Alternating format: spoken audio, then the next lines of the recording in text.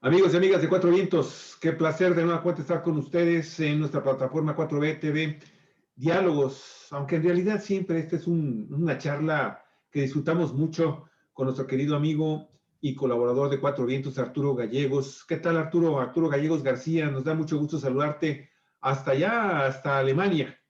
Igualmente, gracias como siempre aquí, muy feliz de estar aquí con ustedes como casi todas las semanas. Bueno, agradeciéndote mucho y bueno, para quienes no conocen a Arturo, rápidamente te les va a dar los datos más concretos por Galicia, pero pues él, para así rápidamente lo que puedo mencionar de él es que es académico en Derecho Constitucional en la Universidad Friedrich Schiller en Jena, Alemania, en donde actualmente está radicando. Además, analista internacional en Hispan TV, Indus TV, las agencias Telesur, RT y Sputnik, entre otros medios mundiales, en donde él está colaborando, haciendo una gran labor en este análisis de la geopolítica. Olga. Bueno, pues yo nada más puedo agregar y con mucho orgullo de que Arturo García, Gallegos, perdón, sí, Gallegos García, pues es colaborador nuestro también de Cuatro Vientos, especialista en geopolítica y de esos temas que son de mucho interés desde este rincón de la patria, siempre queremos hablar con Arturo, porque además son temas que nos vinculan como humanidad. Uno de ellos es precisamente el de la pandemia por el COVID-19, que pues desde el finales de 2019 inicia en China, 2020 ataca prácticamente todo el planeta, sacude hasta los cimientos, las estructuras sociales, económicas, familiares, las prácticas individuales, y también pone en evidencia totalmente al desnudo lo que ha sido las desigualdades sociales. Hay quienes dicen que es un factor también que muestra el inicio del fin, algo que vengo escuchando desde hace mucho tiempo, pero ahora con este nuevo enfoque, el inicio del fin de un sistema que ya no puede dar más, que es el neoliberalismo y que ha mostrado por completo su fracaso.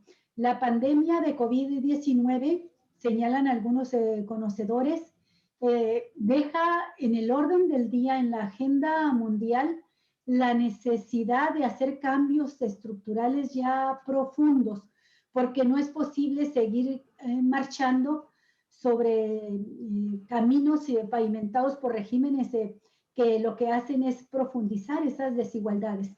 Algunos datos que estuvimos leyendo, Arturo, señalan, por ejemplo, que aún en los países llamados de primer mundo, los ingresos de los trabajadores de las clases medias se estancaron prácticamente en los últimos 30 años, mientras que los gastos por salud, por educación, por poner esos dos ejemplos vitales, aumentaron hasta 3 veces. Entonces, si eso sucede en los países de primer mundo, imagínense cómo estamos en los países del tercer mundo o en vías de desarrollo, como les gusta decirnos. Y precisamente sobre el manejo de la pandemia, cómo se ha venido manejando, qué resultados arroja a un año de su aparición, quiénes ganan, si es que algunos ganan y sabemos que sí, quiénes se pierden y cuánto perdemos en este manejo de la pandemia. Es de lo que queremos platicar hoy con Arturo, con una visión global, pero poniendo la mirada de manera muy atenta en lo que ha acontecido en nuestra región Latinoamérica y especialmente en México. ¿Cómo la ves, Arturo? Es una pregunta muy amplia, pero puedes empezar por donde a ti te parezca más cómodo o más importante. ¿No? Y en la que estoy de acuerdo en esta evaluación que se hace sobre particularmente el rol que ha tenido el neoliberalismo en no tanto el manejo, sino las condiciones en las que deja a ciertos países para afrontar la pandemia. Yo iría todavía un poquito más arriba antes de enfocarnos simplemente con el neoliberalismo, que es una variante de un estado capitalista, del sistema capitalista. Yo creo que lo primero que ha mostrado la pandemia ha sido la muy superior respuesta de los gobiernos que tienen administraciones centrales, o sea, de los gobiernos con sistemas políticos unipartidistas, como el caso de China o de Cuba, que han respondido de una manera contundente, sin muchas discusiones y sin limitarse o estar sujetos a lo que acá sobre todo en Europa Occidental llaman este sistema democrático, que lo pondría entre comillas, porque los Estados Unidos también dicen serse democráticos, y su respuesta a la pandemia también ha sido pues bastante mala, así como muchos gobiernos de Europa Occidental, por tener este juego político dentro de sus mismos países. Y dentro de ese juego político, obviamente, pues lo que tú mencionas, Olga, el juego también económico, que en los países neoliberales es todavía más agudo y deja al Estado todavía más desnudo y falto de herramientas para combatir la pandemia, puesto que ha venido privatizando todo el sector público, incluido el de la salud. Y en estos países donde el neoliberalismo es más acentuado dentro de los países capitalistas, claro, aquí no incluiríamos los países como China y Cuba, que su sistema de salud es por supuesto mucho más socialista, en el caso de Cuba y en el caso de China mucho orientado hacia el socialismo. Tienen una gran ventaja, aparte de su toma de decisiones centralizada, pero dentro del contexto de los países capitalistas, los neoliberales, los estados neoliberales son todavía más endebles a la hora de tener una respuesta adecuada en estas situaciones que como vemos no son de propios nada más de películas catastróficas y de ciencia ficción, sino que ya vimos que ocurren y también ocurren en nuestros días. Este es el caso del país nuestro, México, que viene apenas tratando de salir de lo que fue el neoliberalismo, que duró más de 30 años en el país, y es una herencia económica que deja, y infraestructural y social, cultural, de todo tipo, que deja para el gobierno de Andrés Manuel López Obrador, y en la cual apenas estamos tratando de primero detenerlo y después de ir saliendo lentamente de él. Así que las estructuras políticas, estructuras económicas y de infraestructura social y material son las que arrojó y que heredó el periodo neoliberal de más de 30 y tantos años, que a su vez había desmontado y demolido y socavado completamente las conquistas que se habían originado en la Revolución Mexicana de 1910 y que se habían construido poco a poco, a veces en mayor medida, a veces en menor medida, a veces se habían perdido, a veces se habían recuperado, porque la Revolución Mexicana y el mundo postrevolucionario mexicano había sido un zigzag de gobiernos progresistas, unos más conservadores, otros, etcétera. Y ese es el resultado que estamos viendo. El manejo de la crisis ha sido diametralmente opuesto, primero entre los países capitalistas y después entre el bloque de los pocos países socialistas o en rumbo al socialismo, que yo más bien los llamaría así: Cuba, China, Corea del Norte, Vietnam, Laos, etcétera.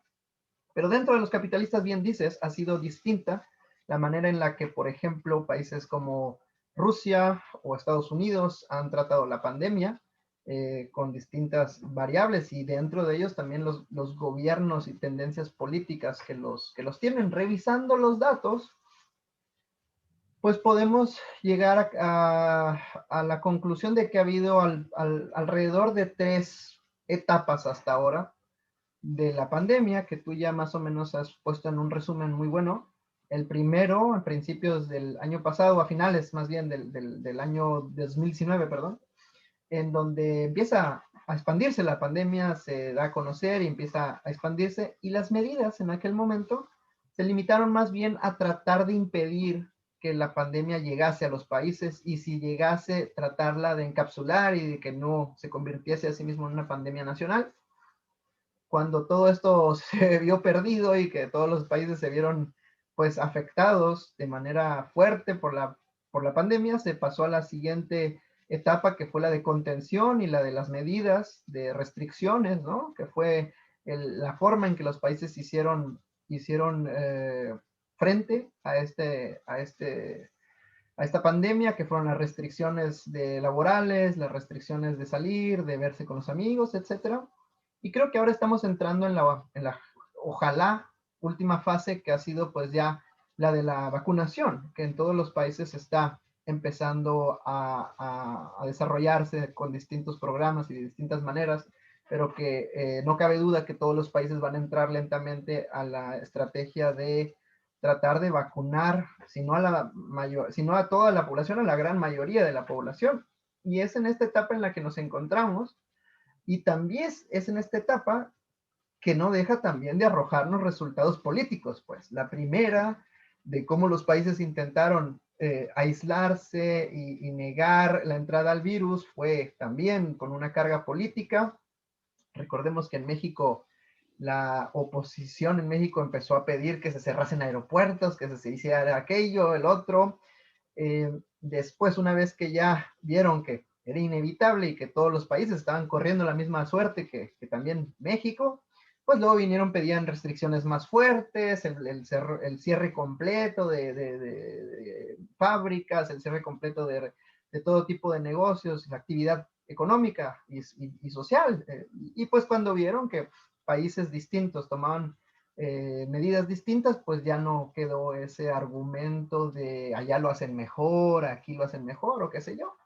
Y ahora con la vacunación, pues se entra en otra discusión política, porque pues la oposición al principio decía que había que vacunar ya, y luego se quejaron de que si la vacuna no era la indicada o que sí, y ahora quieren cualquier vacuna, y luego querían vacunarse ellos primeros que todo. Bueno, siempre, sí, disculpa. Siempre los Sí, gandallas. no, lo que pasa es que me parece muy interesante todo lo que estás diciendo, Arturo, pero no me gustaría que nos saliéramos un poquito, porque veo que ya estás comenzando a acercarnos a Latinoamérica y el caso de México en particular, pero creo que todavía en la geopolítica mundial habría que ver, y esto, refuerzo lo que tú estás diciendo, que el tema de la pandemia se convirtió inicialmente en un problema casi como político, a grado tal de que ahora ya se está hablando de que estamos en el inicio del desplome del neoliberalismo, cuando en realidad lo que está haciendo el neoliberalismo es reacomodarse y ajustarse, como siempre lo ha hecho a todas las críticas, que cotidianamente cae frecuentemente cada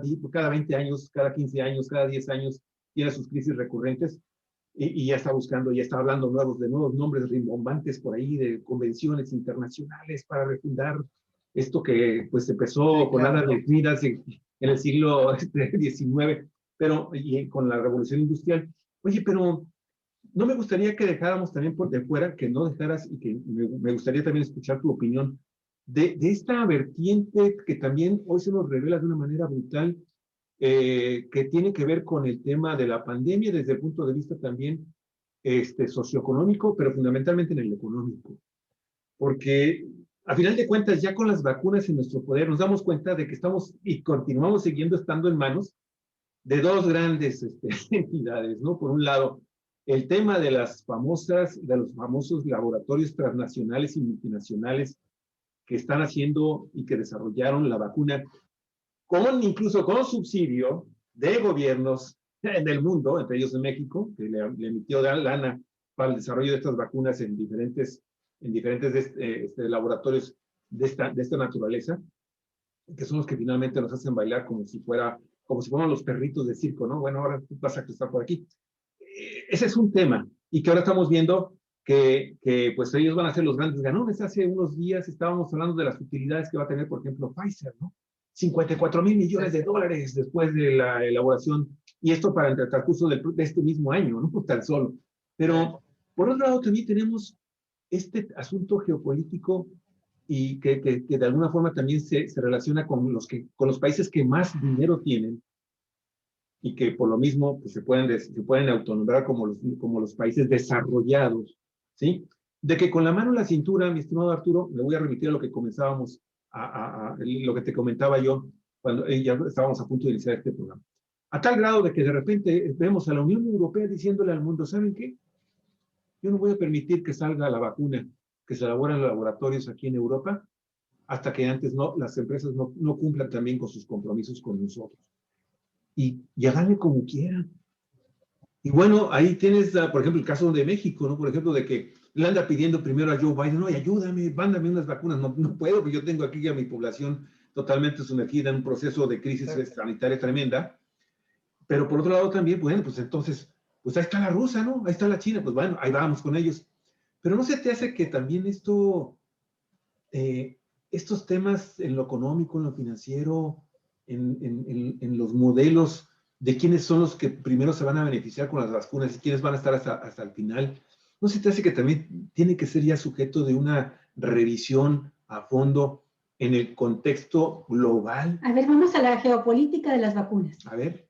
No, pues es muy interesante. Mira, aquí el problema es que la Unión Europea, y vuelvo al tema de los gobiernos centralizados, de los gobiernos unitarios con un partido único, un sistema único, que no quiere decir que no haya elecciones, sino que solo tienen un partido y que es una política, digamos, centralizada, fueron los primeros que empezaron a sacar sus propias vacunas con su propia industria nacionalizada, que la vacuna está al alcance de su población en el mismo momento en la que se elabora, como en el caso de Cuba, China.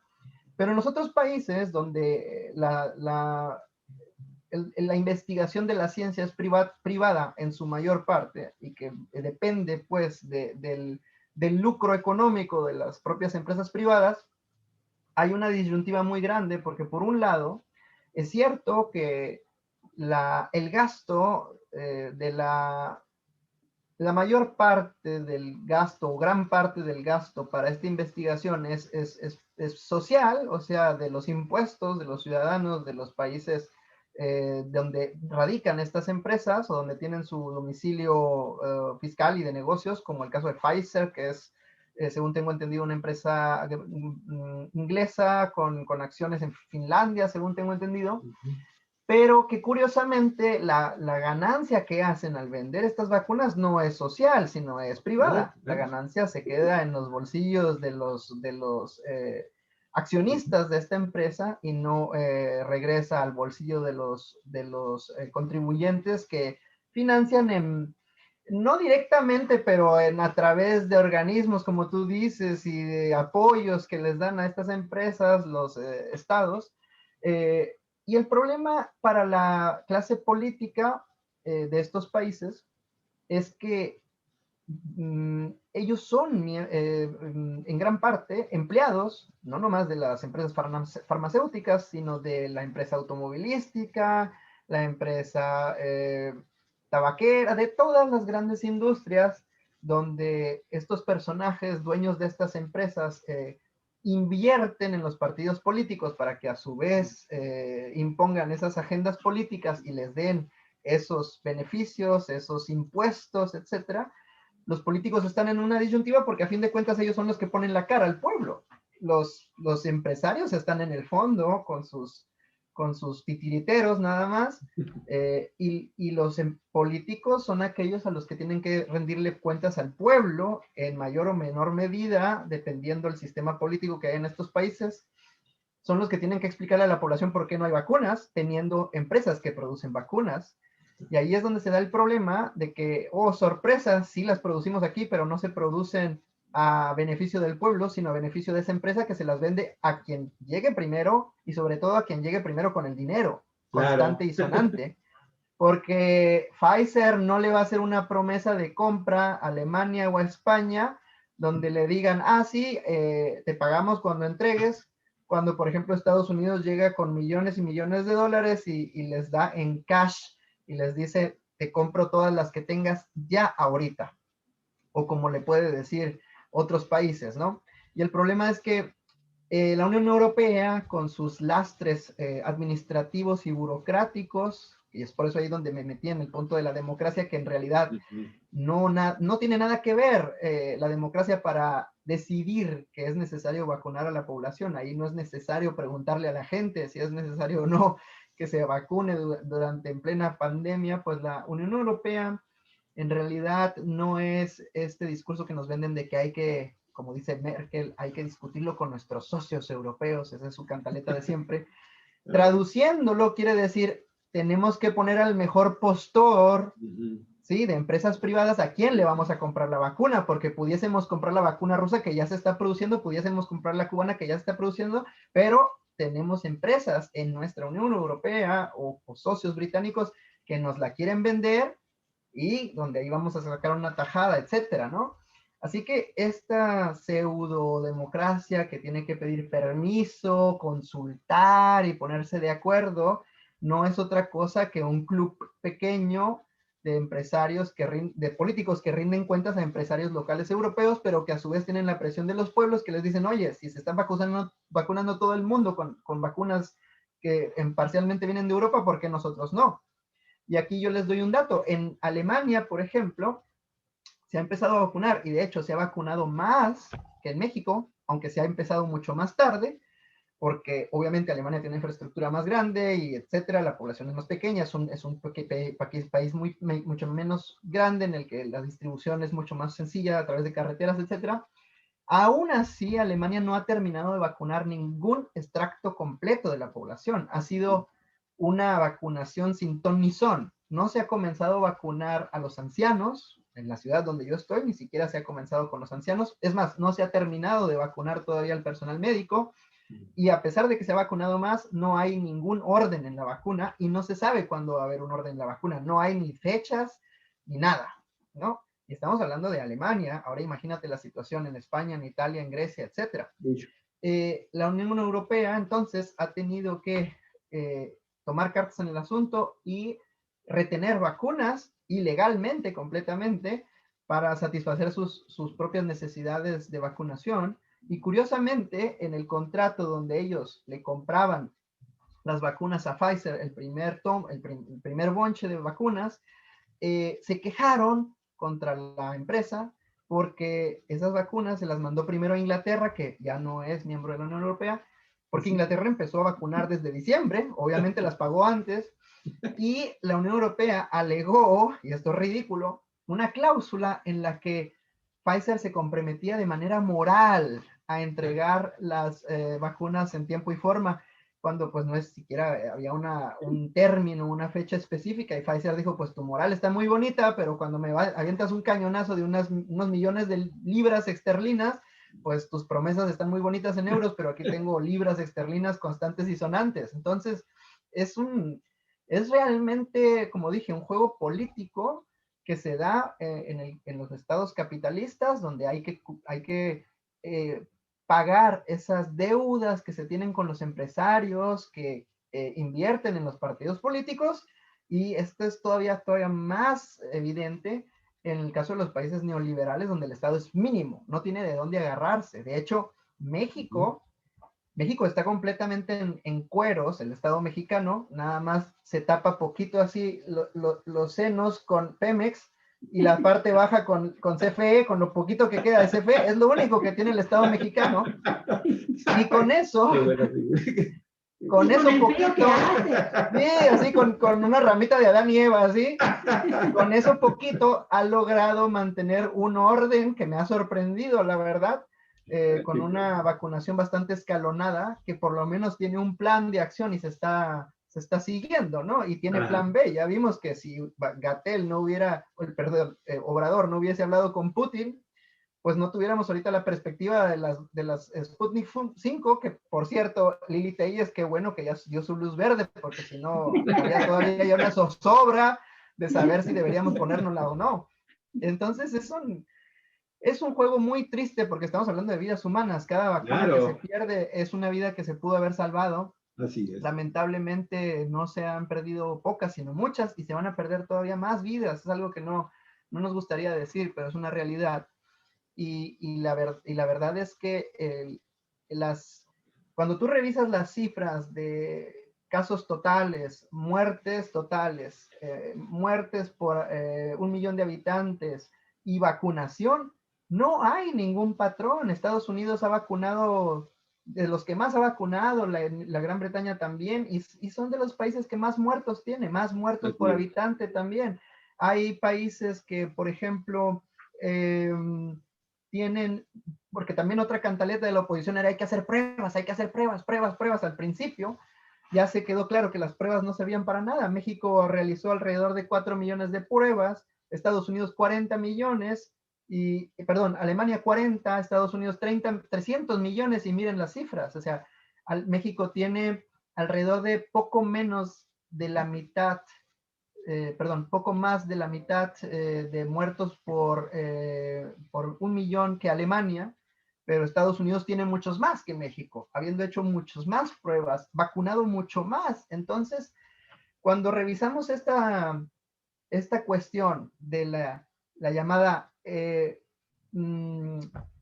¿cómo le llaman? La estrategia contra la pandemia, o el manejo, le llaman, el manejo de la pandemia, como si se tratara de Y de masa de masa de maíz. Sí, sí. Cuando nos metemos en este complicado tema del manejo de la pandemia, es una situación que las medidas que se han tomado son más o menos las mismas. La cosa es en diferente medida, primero una, después la otra, le han bajado, le han subido, han usado pruebas, no muchas, pocas, etcétera. Todos los países han tomado las mismas medidas en diferentes cantidades, tiempos y etcétera. Entonces, el manejo en sí se tiene que valorar por muchos prismas distintos, y no nomás uno, pero aún viéndolo así, con todos los prismas que ahorita las estadísticas nos arrojan, y la situación también en las ciudades, etcétera, yo diría que el manejo que ha tenido la administración en México ha sido una bastante aceptable bajo las condiciones en las que este gobierno tomó el país de completa destrucción de la infraestructura médica y de seguridad social. Y creo que cada vez es más evidente esto, cada vez es más evidente. Oye, y lo que acabas de decir, nada más con eso rápido termino, para esta parte del análisis que estás haciendo, me gustaría mucho también que comentaras que esta pandemia en particular, mi estimado Arturo, ha desnudado también de una manera terrible, casi decir, también todos están tapando las manitas aquí con sus cositas, con cualquier cosa de alquileres y cosas así. Es el sistema de salud a nivel mundial, que obviamente funciona en relación a los intereses también de la iniciativa privada. O sea, estamos hablando del mismo sistema neoliberal que se encargó precisamente de darle prioridad al desarrollo de la infraestructura, del desarrollo académico, en cuanto a elaboración y a creación de profesionales del ramo para el sector privado, y al sector social, a la perrada, pues, nos dejaron totalmente, prácticamente en calzones en materia de seguridad. Y contradictoriamente, todo ese sector que es bastante reaccionario de los doctores privados, contradictoriamente todos estos doctores privados, perdón. Respecto a lo que acaba de decir Javier, me gustaría mencionar algunos datos para ponerlos a tu consideración. Sí, la pandemia dejó en evidencia las debilidades estructurales del sistema de salud, no solamente en los países como México, donde un neoliberalismo brutal, despiadado, salvaje, destructor, desmanteló los sistemas de salud pública hasta dejarlo en su mínima expresión, sino también en naciones de alto desarrollo económico, donde las privatizaron como un gran negocio, y que ahora se dan cuenta de que, oh, Dios mío, no hay empresa privada, hospital privado que pueda hacer frente a una pandemia. Se requiere eso que llaman el Estado. Y creo que eso es lo que ha dejado en claro la pandemia, que hay elementos fundamentales de atención a la población que por ningún motivo se pueden dejar en manos privadas o exclusivamente en manos privadas, sino al contrario, fortalecer las estructuras estatales. Y uno de ellos, como es la educación, viene a ser la salud. Y mira, tú decías, México, ¿consideras, era la pregunta que te iba a hacer, cómo ha manejado la pandemia? ¿Consideras que para las condiciones en que este gobierno de López Obrador recibió al país, se ha manejado bastante bien, dices tú? Lo dicen también algunas autoridades internacionales. Lo niega rotundamente la oposición, que ya está haciendo bandera política contra López Obrador, contra el doctor Hugo López Gatell, a los que además ha denunciado hasta penalmente y los acusa de todas las muertes. Ellos aseguran que ha hecho un manejo indebido de la pandemia y que además pues está haciendo un manejo indebido también de la vacuna, dice la oposición. Pero los datos que me parecen duros y contundentes. Cuando entra este gobierno, México tiene 400 hospitales abandonados, 307 francamente abandonados, no eran más que un cascarón en obra negra, y otros ya se habían convertido en ruinas.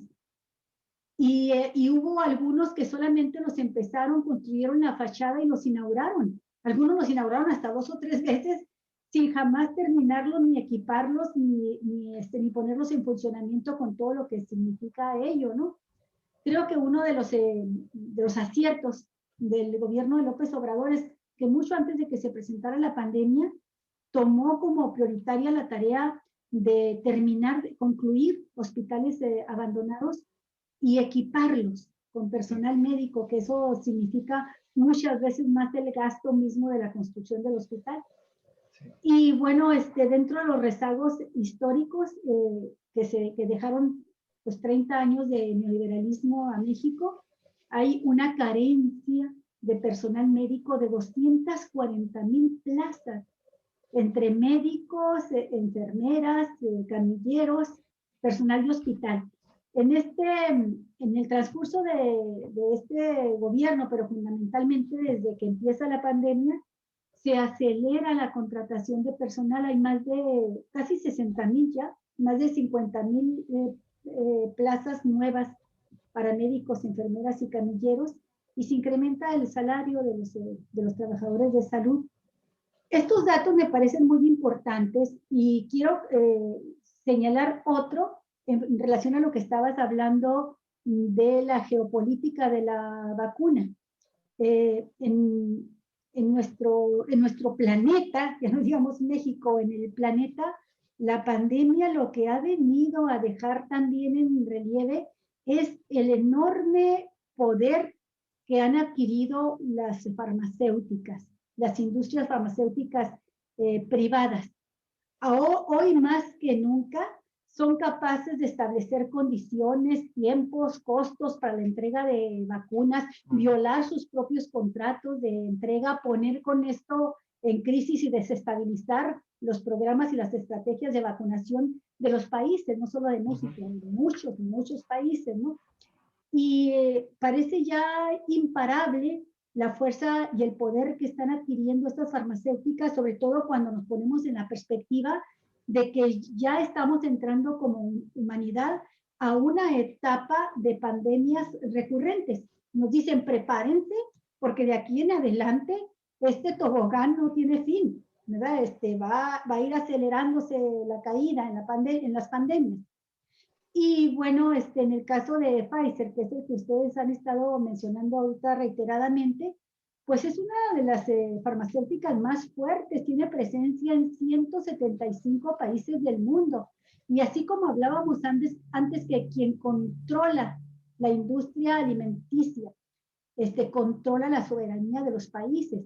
Una nación que no es capaz de producir sus alimentos pierde soberanía. Bueno, pues una nación que hoy no es capaz de producir sus medicamentos y sus vacunas pierde soberanía, y la soberanía no la pierde ante otra potencia, sino ante estas grandes potencias económicas que son las empresas farmacéuticas.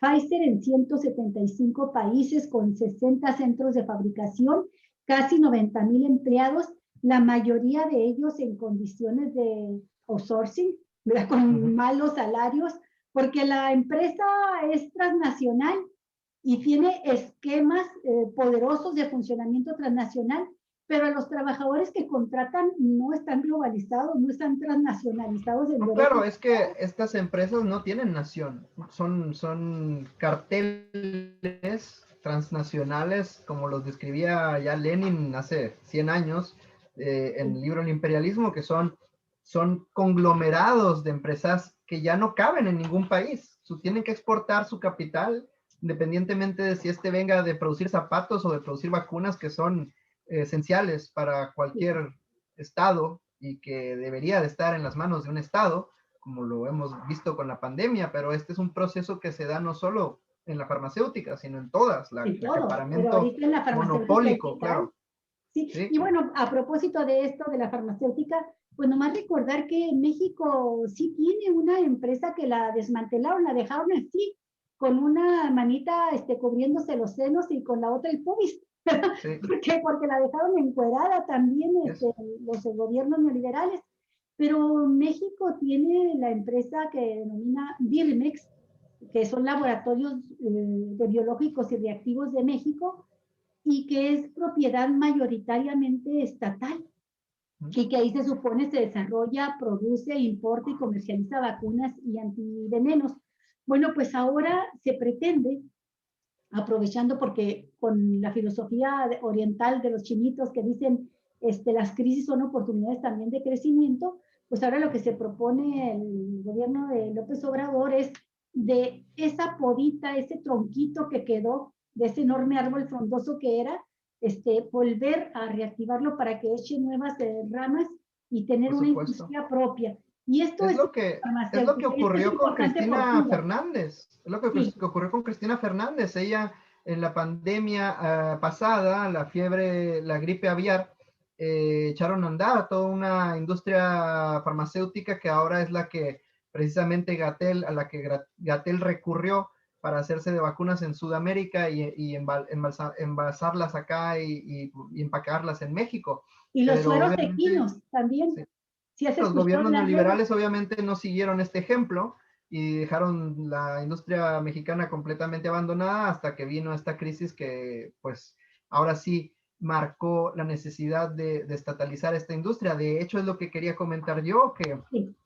si hubiese gobiernos que, por ejemplo, el gobierno venezolano o argentino, gobiernos, digamos, de izquierda, o en el caso de México, es muy probable que si México hubiese tenido una industria privada que estuviese produciendo vacunas, es muy probable que Obrador la hubiese estatalizado en estos momentos. O sea, de haberse tenido una industria completamente privada en México, que estuviese produciendo vacunas privadas por propiedad de empresarios mexicanos, es muy probable que Obrador hubiese metido la mano para controlar ahí la producción o la hubiese nacionalizado, porque eso es lo que realmente un gobierno popular debería de hacer en el caso de contar con la infraestructura sensible como la farmacéutica o la producción de energía, etcétera, y que esté en manos del capital privado, porque en estos momentos la vida humana es mucho más importante que cualquier ganancia que los privados pudiesen utilizar. Es muy probable que se hubiese dado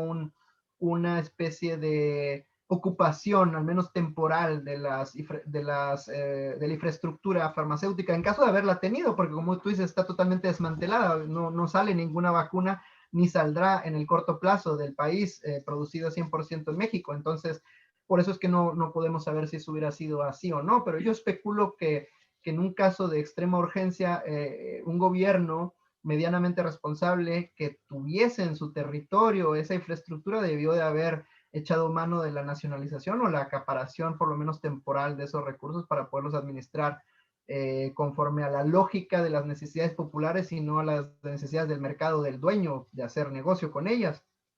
Algo que me pareció muy importante es lo que tú puntualizaste, por otro lado, sobre lo que el gobierno de AMLO había hecho antes de la pandemia, sin saber que se venía una pandemia, para fortalecer o para terminar lo poco que se había o se había dejado antes en sistema de salud en los gobiernos neoliberales, que claramente era algo que se tenía que hacer y se tiene que seguir haciendo y mucho más allá. Yo agregaría algo que también se debe hacer y que los gobiernos neoliberales destruyeron y dieron un golpe mortal al sistema de salud mexicano, es en la moral de la preparación de los doctores ahora en México, porque ahora nos damos cuenta que con la privatización o la apertura de las universidades al capital privado, pues han florecido como hongos, como una pandemia en sí misma, las universidades patito, que ofrecen licenciaturas y de todo tipo, y también medicina, ofrecen el título de doctor a cualquier persona que tenga los sábados libres y tenga una computadora, entonces, y el dinero para pagar, por supuesto. Entonces se ha producido un ensamblaje en línea de profesionistas que tienen como único objetivo incorporarse al sector laboral y tratar de abrirse paso en la jungla que es el mercado de trabajo mexicano, cada vez más precario. Y los doctores pues no han sido la excepción. Los doctores tradicionalmente han sido también una profesión elitista, de familias, de doctores que necesitan dinero para entrar o que necesitan mucho talento o que necesitan pues palancas, ¿no? Para entrar porque los puestos son pocos y se sabe que se gana bastante bien. Y los doctores médicos, familiares y privados han sido tradicionalmente y en estas fechas, en los sexenios neoliberales, mucho más reaccionarios en su mística que en antaño cuando pues trabajaban en el paradigma postrevolucionario de levantar el sistema de salud mexicano, cuando se crea el IMSS, el ISSSTE, etcétera. Era un orgullo ser un doctor en estas dependencias e ir a un pueblito y ser el único doctor allá. Pero ahora, pues, el único orgullo de los doctores es amasar dinero para beneficio privado. La mayoría, claro, siempre hay excepciones, pero curioso que ahora también con la pandemia van corriendo al papá Estado a que les proporcione sus vacunas, porque ellos también están lidiando con la pandemia, como deben hacerlo. Pero curiosamente también estos doctores hacían una gran fortuna trabajando como privados, cobrando consultas de 500, 600 pesos en 20 minutos de hablar con alguien y dándole una receta para un Tempra, un paracetamol. Y luego, cuando terminaban sus carreras o estaban a punto de terminarlas, iban al sector salud para conseguir un puesto y poderse jubilar muy a gusto con todos los honores y facilidades y comodidades que les ofrecía el sector privado después de que se habían lucrado en sus consultorios médicos. Entonces, esta mística también debe de cambiar en el gobierno de Obrador, debe de crearse unas facultades de medicina con otra mística que vayan enfocadas a rellenar los espacios en el sector público y que estos estudiantes sepan que no van a hacerse millonarios siendo doctores, sino que van a prestar sus servicios en beneficio de la población, que de hecho esa es la verdadera mística que debería de tener un médico. Por otro lado, algo que sí hizo muy bien el gobierno de Obrador, y esto tiene que ver con el manejo de la crisis, que quisiera también un poquito abundar en esto, es precisamente, como tú señalabas, poner en pie el sistema de salud, pero otras cosas que van a la par, porque esta crisis no es una crisis nada más que se constriñe a cuántos médicos tengo, cuántos hospitales tengo y cuántas vacunas puedo comprar, y si las tengo o no las tengo. No, esta crisis es una crisis también de cómo está mi economía, cuánto desempleo hay en el país, cuántas personas están en el sector precario o informal de la economía, cuántos jóvenes, cuántos ancianos, cómo está la alimentación de los jóvenes, cómo está la alimentación de los ancianos, cómo está la obesidad, cómo están, todo esto cuenta. Pero hay personas que no ven la gran pantalla de las complejidades que son manejar un país. Es mayoritariamente económico, nos guste o no, México es un país capitalista, pero subdesarrollado, que no, sus fuerzas productivas no están desarrolladas, no tiene una industria pesada ni farmacéutica propia y que depende pues de las divisas exteriores para adquirir material, depende también de muchos otros países de relaciones políticas concretas y de comunicaciones, de logística que no están al alcance, no hay una línea de trenes por donde transportar los insumos, hay poblaciones que están completamente aisladas, etcétera. No podemos aquí desmembrar todas las complejidades de un país tan grande como México, pero dos cosas hicieron una gran diferencia, no en el manejo, sino en vida o muerte, en cantidades así. Una, la pensión para adultos mayores y la otra, la beca para los estudiantes. Sin este apoyo, en un país como México, donde no existe dinero de desempleo, no existe la seguridad social como en Alemania, no existe el fondo mínimo de ingreso como en Alemania, en ese país, sí. Exacto, si no hubiese existido esta ayuda para los ancianos, por lo menos, mayores, y para los jóvenes, para muchas familias esto significaría la vida o la muerte. Y Sin empleos exagerar. como el de Sembrando Vida, que Sí, hicimos un viaje al sureste del país y sí, son muchos trabajadores claro, del campo, principalmente indígenas, sí. que están contratados con esto de sembrar árboles y tienen allá un salario garantizado, poco, pero Claro.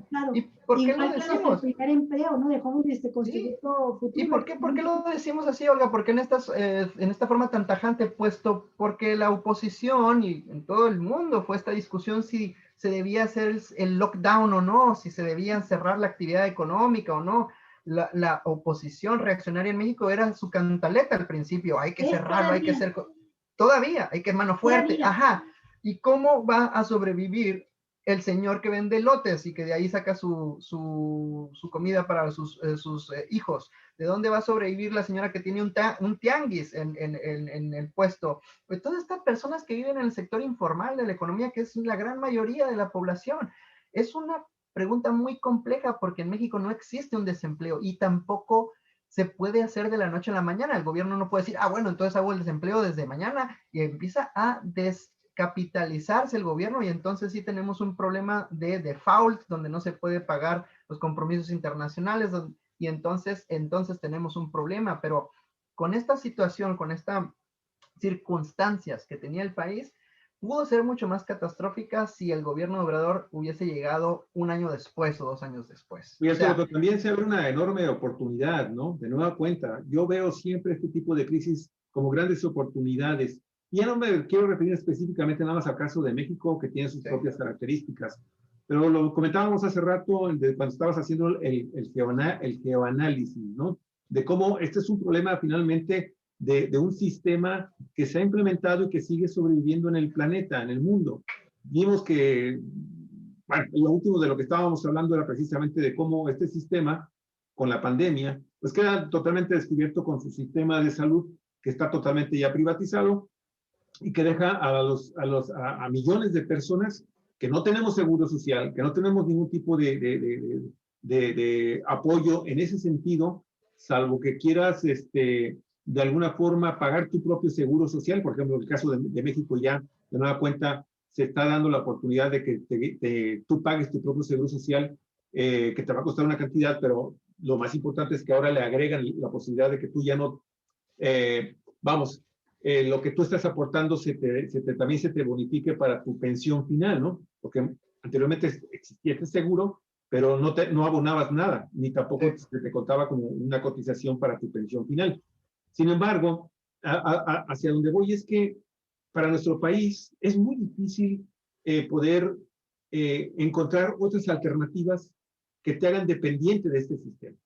¿Sí? Que te den la oportunidad de que veas diferente y veas opciones de desarrollo en todos los niveles, con otros modelos político-económicos y sociales y culturales. La idea en un momento determinado sería comenzar a relacionarnos más con estas naciones que de alguna forma han logrado tener un desarrollo un poco más alejado del sistema neoliberal. China, por ejemplo, es un caso extraordinario. Rusia lo está haciendo, parece ser que por ahí va. Y algunas otras naciones, Cuba se ha sostenido pese a esas terribles condiciones que le indalgó ese famoso embargo, que pues, ya está desde John F. Kennedy, imagínate desde cuándo. 53 años, no sé. Y entonces, creo que es el momento para que nosotros empecemos a plantearle a nuestros gobernantes, a nivel federal, estatales y municipales, pues comenzar poco a poco a retirarnos de este modelo.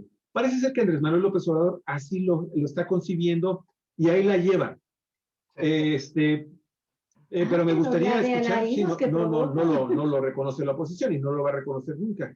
Sin embargo, creo que en ese sentido, sí estaría muy bueno, estaría muy bien que todos los mexicanos volteáramos afuera de nuestra nación.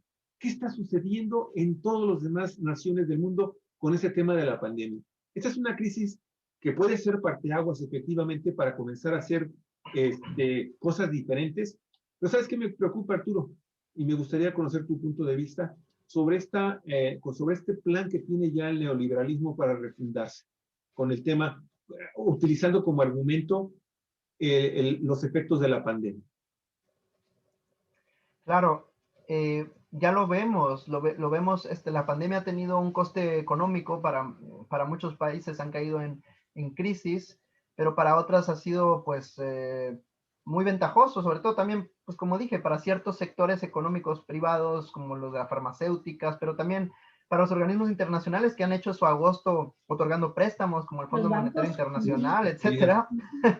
Entonces no nos olvidemos de esos organismos supranacionales que son de hecho los perpetuadores, los grandes ideólogos del neoliberalismo, porque ellos son los que prestan dinero a los países para que a su vez los países financien a sus empresas privadas, y los países a través de sus contribuyentes son los que pagan la deuda. Así que es un rescate del Fondo Monetario a los países, a los estados nacionales, que pagan 3, 4 veces en intereses, pero que a su vez el dinero va realmente en los bolsillos de la clase privada, la clase burguesa privada de esos países, de los estados nacionales.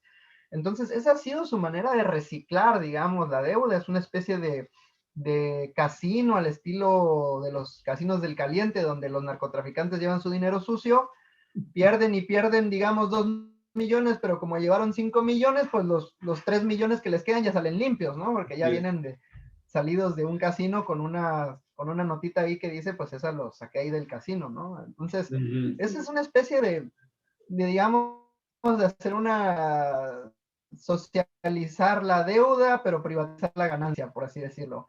Y esa ha sido la estrategia. En el crash ese que hubo en el 2007, de las burbujas financieras y todo eso, pues fue el detonante de la crisis, por ejemplo, en Grecia, de las grandes inmobiliarias y de la gente que estaba en las calles, ¿no? En España, los desahucios y esto. ¿Y qué hizo la Unión Europea? Pues les dio a tole con el dedo a la gente, ¿no?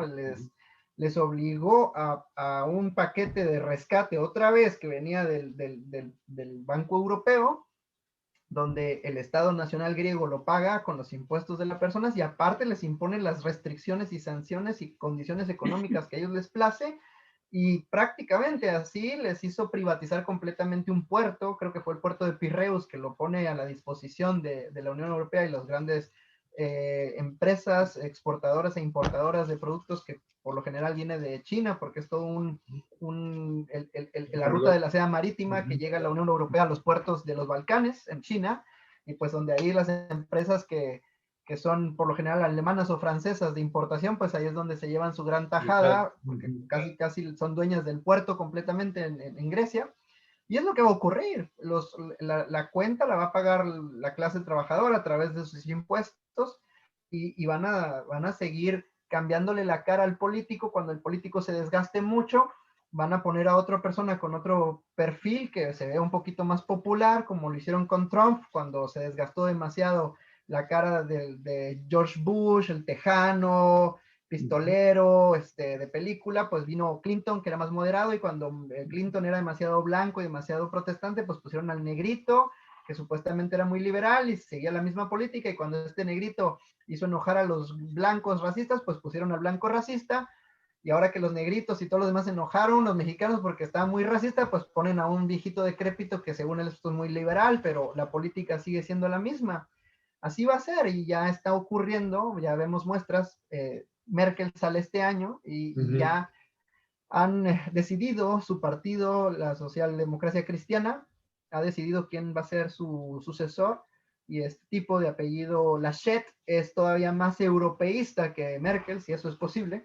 Entonces, pues, cuando la cara de Merkel ya está muy desgastada después de más de 16 años en el poder y de enfrentar todo tipo de problemas.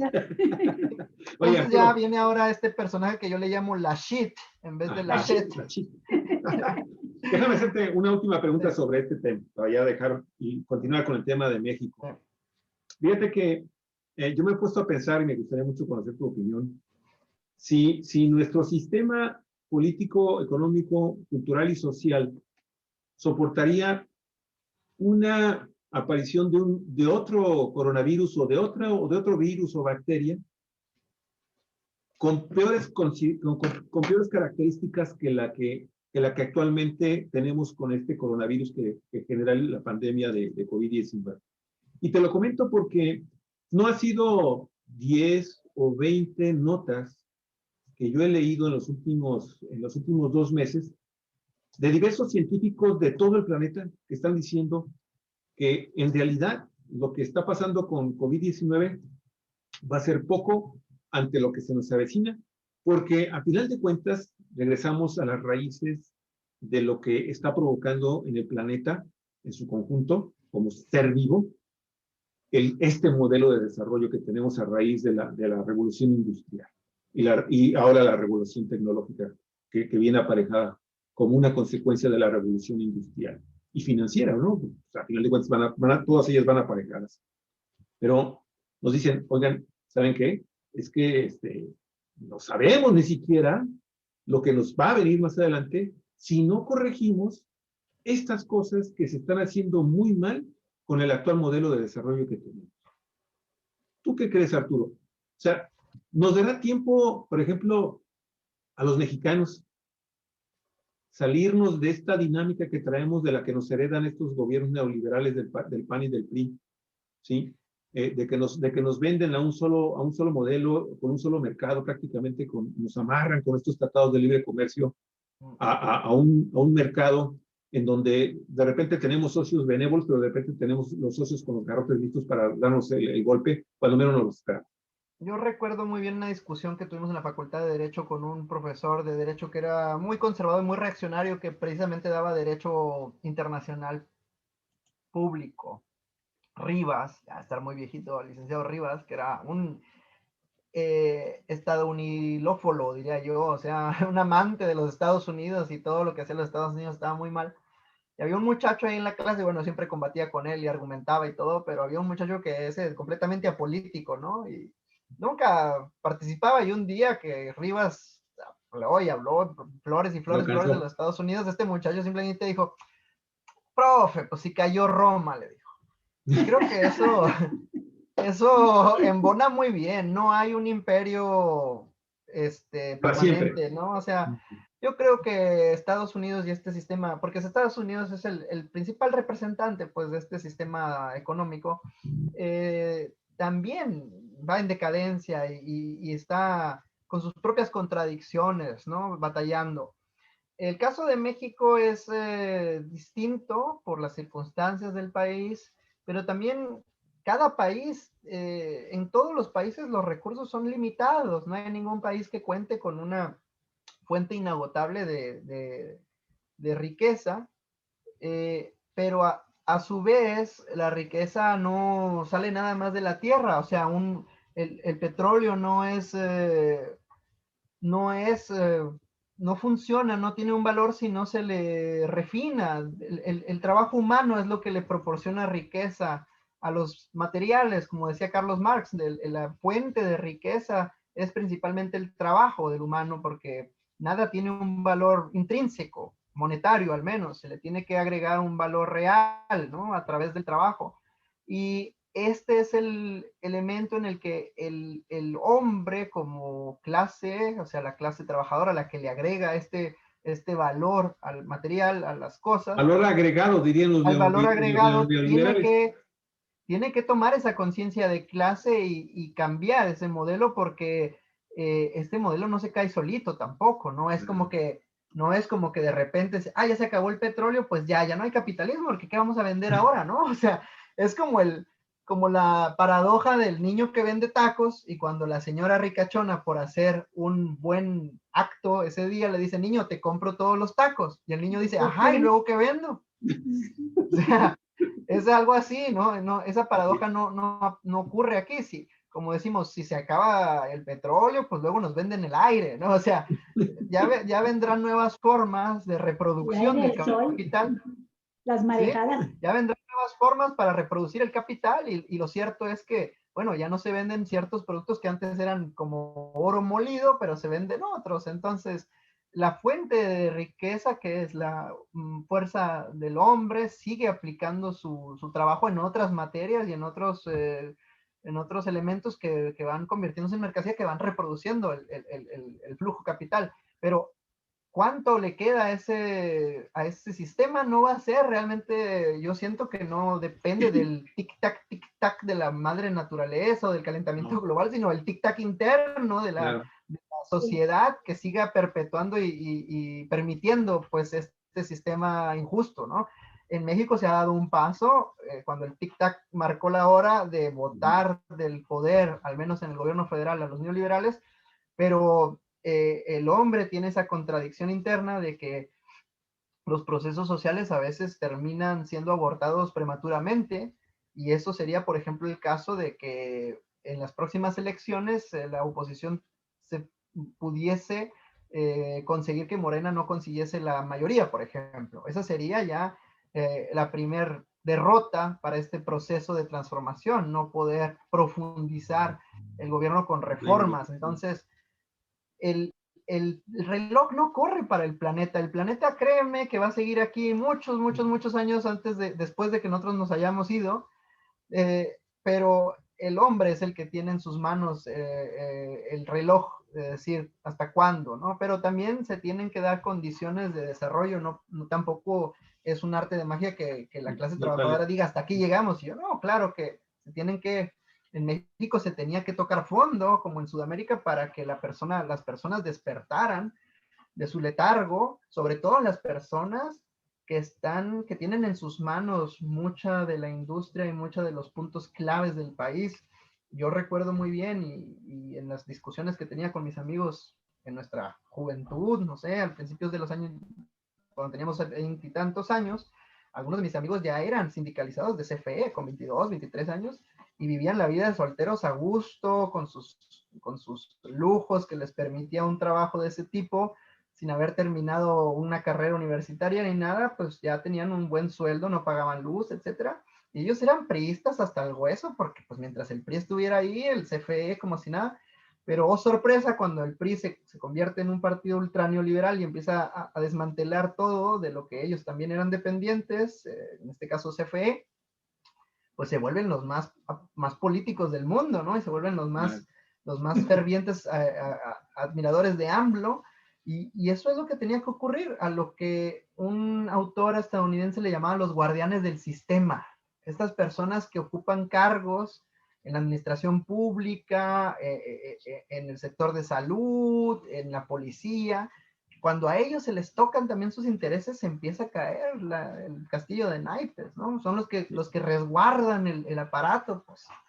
Sí. Llevamos eso pasó una hora, en México. En Argentina les había ocurrido hora. desde hace tiempo, y en Brasil también, pero en México seguíamos teniendo esta clase de guardianes que todavía estaban arropados con las conquistas que había logrado la Revolución Mexicana. Eran los poquitos que quedaban. Era CFE, era Pemex, y cuando les empiezan a tocar a ellos, ya fue demasiado, se rompió el cordel. Sí. Muy bien. Arturo, a propósito de lo que puede suceder en el mundo y que todos los imperios se caen, hasta Roma se cayó, como lo que comentaste hace un momento, la anécdota esta de tus clases, de tus tiempos de estudiante. Sí. Ahora cuando surge la pandemia y golpea como ha golpeado a Estados Unidos, desde que se desatan los primeros brotes de pandemia hasta la fecha, sigue siendo la nación más golpeada por el COVID, y también sale a relucir las grandes franjas de población en condiciones de pobreza, de indigencia, la destrucción de su sistema de salud, el individualismo exacerbado que impide a una sociedad actuar colectivamente y con una fuerza para hacer frente a la adversidad, la pugna entre ellos mismos por a ver quién se arrebata la vacuna primero, la falta de un gobierno, de un Estado que ponga el bien común por encima del bien personal, del interés personal.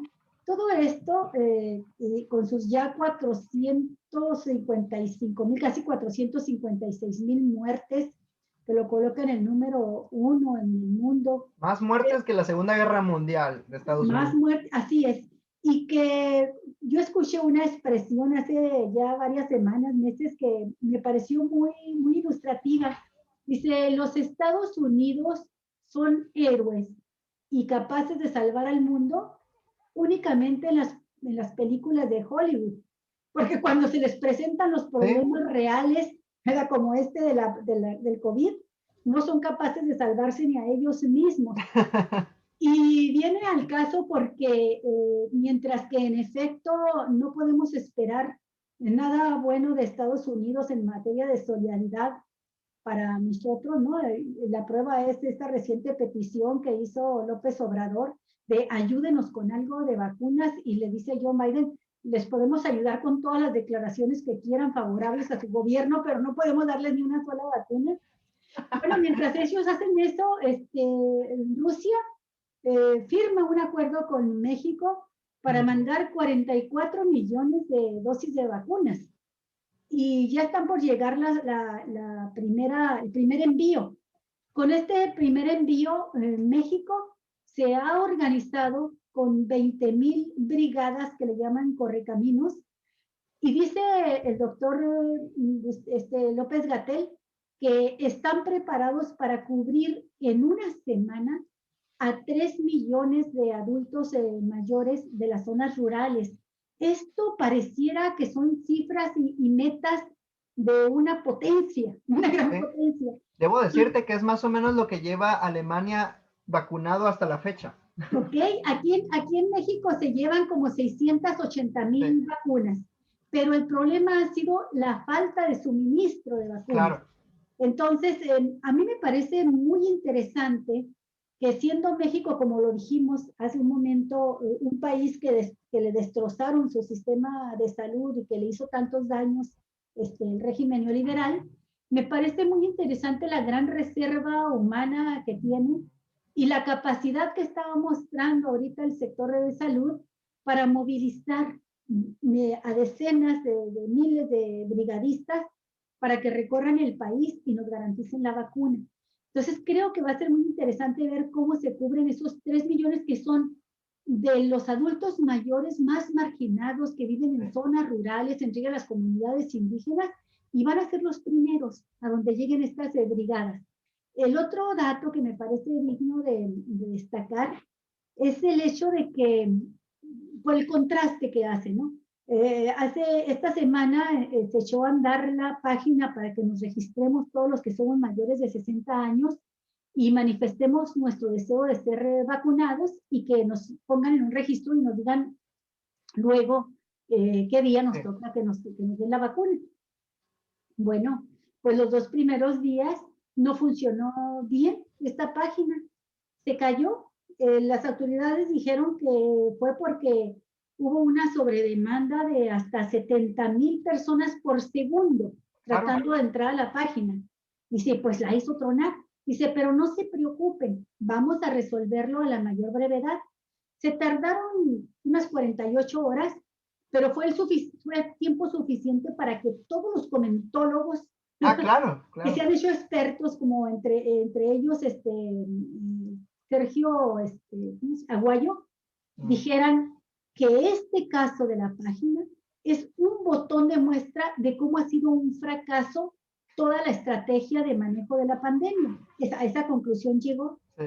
Pues pasan 48 horas y ya está funcionando esta página, pero me gusta mencionarlo por el contraste que hace con lo que sucedió en Estados Unidos. Yo no lo sabía, me di cuenta ahora que salió esta avalancha de críticas a la página de la Secretaría de Salud en México, y resulta que el gobierno de Estados Unidos se mandó a hacer una página también para tener ese control de ese registro de la vacuna en todo el territorio nacional y pagó 44 millones de dólares por la elaboración de esta página, algo así como 900 millones de pesos. Sí. Y sirvió para maldita la cosa.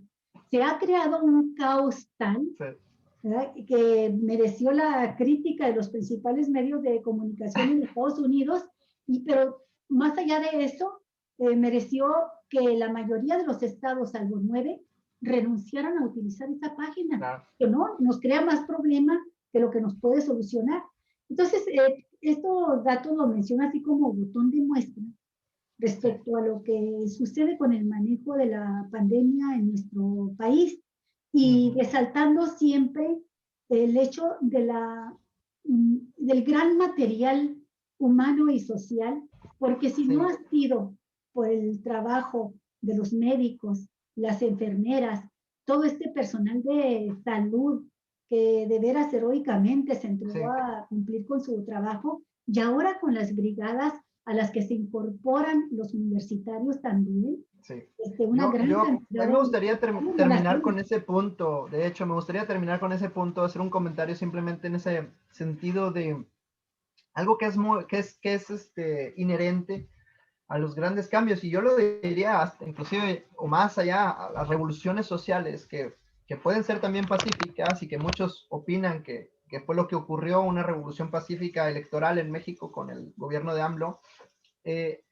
Una de sus características particulares es ese voluntarismo, esa voluntad del pueblo en general de apoyar el proceso, que crea una fuerza dinámica muy grande en la sociedad de sacrificio